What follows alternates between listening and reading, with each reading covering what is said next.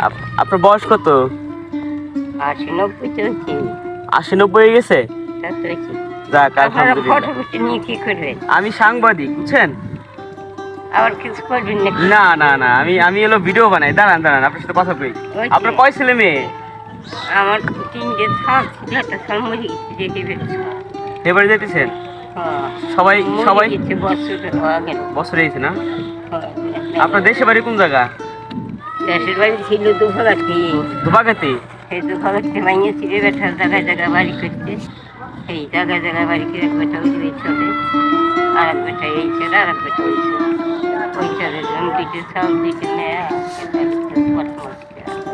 যাক, কারণ সব মিলে তো আল্লাহর রহমতে ভালো আছেন না? ভালো আছে। আপনার শরীরটা তো ভালো আছে আল্লাহর রহমতে? 20 টাকা। বীজ ভাতা হ্যাঁ। বয়স হয়ে গেছে না, এখন তো বীজ ভাতা ডোবি, তাই না?